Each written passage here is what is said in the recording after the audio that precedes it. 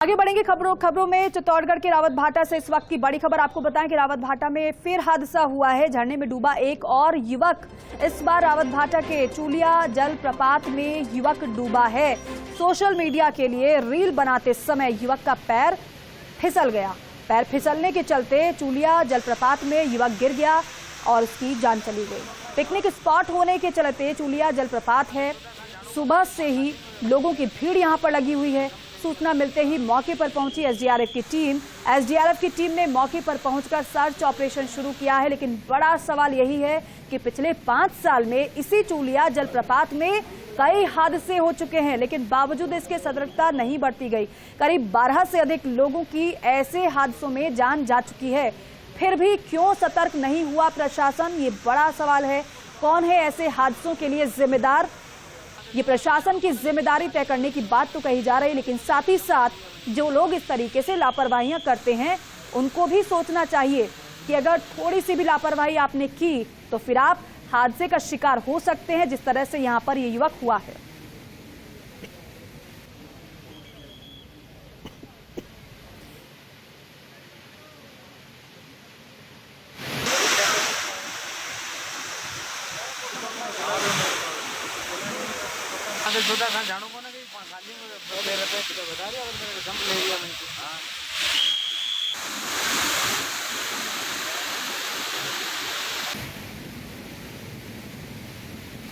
तो देखिए, रील बनाने के चक्कर में इस युवक का जलप्रपात में पैर फिसल गया और ये हादसे का शिकार हो गया। हालांकि टीमें जुटी हुई हैं सर्च ऑपरेशन में ढूंढने के लिए। पीके अग्रवाल मेरे सहयोगी हमारे साथ चित्तौड़गढ़ से जुड़ रहे हैं, उनका रुख करते हैं। पीके अग्रवाल, जरा ये बताइए कि अभी जो युवक लापता हुआ है, क्या उसके बारे में कुछ पता चल पाया? कोई सफलता टीम को मिली है क्या? निश्चित तौर पर जब ये हादसा हुआ दीपा, उसके बाद में जिस तरह से एसडीआरएफ की टीमों ने रेस्क्यू शुरू किया और अभी जिस प्रकार से सूचना मिल रही है कि एसडीआरएफ की टीम को सफलता मिल गई है और जिस प्रकार से चूलिया जलप्रपात में जो प्रपात में बहा था युवक, उसका शव भी बरामद कर लिया है। निश्चित तौर पर कहा जा सकता है दुखद हादसा था। और जिस तरह से 2 दिन में 2 बड़े हादसे हुए हैं, कल जिस तरह से पाड़ाजर महादेव झरने में गिरने से 2 छात्रों की मौत हुई थी, उनका भी रेस्क्यू करा, सुबह सब निकाले गए थे। उसके कुछ ही देर बाद ये युवक कोटा से 3 युवक साथ पहुंचे थे और आज छुट्टी का दिन होने के चलते चूलिया जलप्रपात पर भी काफी पिकनिक स्पॉट माना जाता है और वहाँ भी काफी भीड़ थी।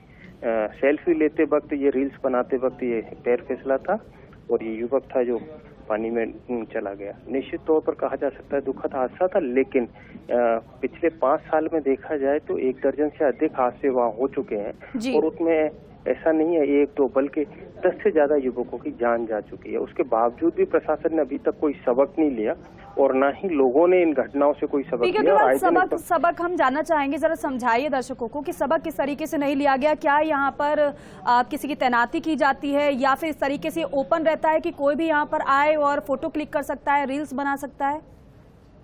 पहले हमें ये समझना पड़ेगा कि आखिर ये चूलिया जलप्रपात है क्या। दरअसल यहाँ जो पहाड़ी है, यहाँ पानी गिरता है और ये यहाँ चूड़ी जैसे होती है, उस तरह के गोल गोल मुहाने बने हुए हैं, उनसे पानी निकलता है और काफी ऐतिहासिक और दर्शनक लगता है। लेकिन यहाँ जाने के लिए किसी प्रकार के कोई सुरक्षा के माकूल इंतजाम नहीं है और जिस तरह से इस प्रकार के दुर्घटना स्थल है, यहाँ स्लिप भी बहुत लोग होते हैं। बरसात के समय पे जिस तरह से लगातार पानी बहता है तो जितना भी पहाड़ है वो चिकने हो जाते हैं और फिसलने का भी डर रहता है। इसी को ध्यान में रखते हुए अगर यहाँ पर पिकनिक स्पॉट बनाना ही है, लोग बड़ी संख्या में यहाँ पहुँचते हैं, तो निश्चित तौर पर प्रशासन को एहतियात के तौर पर वहाँ गार्डों की नियुक्ति करनी चाहिए या इस प्रकार के बंदोबस्त करने चाहिए कि जहाँ दुर्घटना हो सकती है वहाँ तक लोग न पहुँच सके।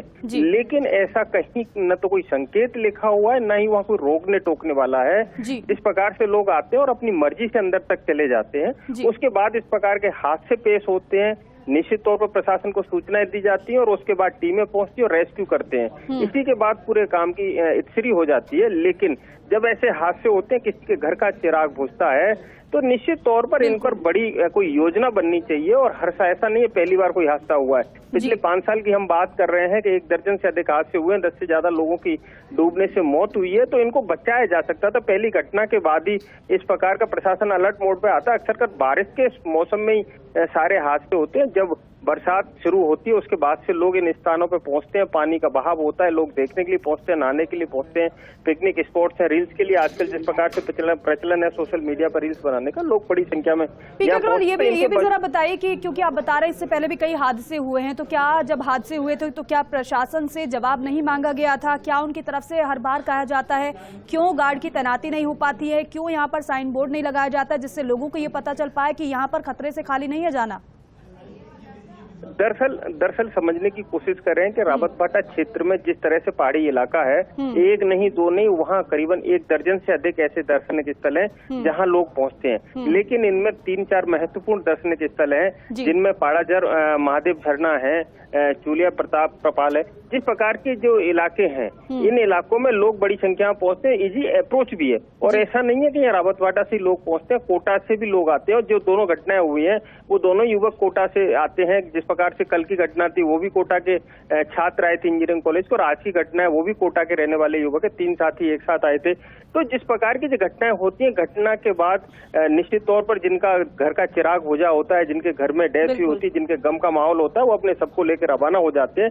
लेकिन पीछे क्या प्रशासन ने सबक लिया, प्रशासन ने क्या व्यवस्थाएं की, ये सोचने वाली बात है। और निश्चित तौर पर घटना के बाद 2-3 दिन तक इस प्रकार का रहता भी है कि कुछ गार्ड होते हैं, समझाने का प्रयास होता है, लिख दिया जाता है कि यहाँ जाना मना है, खतरा है, सावधान रहें। लेकिन परमानेंट सॉल्यूशन क्या निकाले गए, कहीं कोई तारबंदी की गई या कहीं कोई संकेत लगाए गए या गार्ड की तैनाती, लगातार ऐसे हादसे हो रहे हैं तो फिर यहाँ पर सोचने की जरूरत है। जिस तरीके से ये घटनाएं हो रही हैं, इन पर रोक कैसे लगे, इस पर मंथन करने की जरूरत है। बहुत शुक्रिया आपका जानकारी के लिए।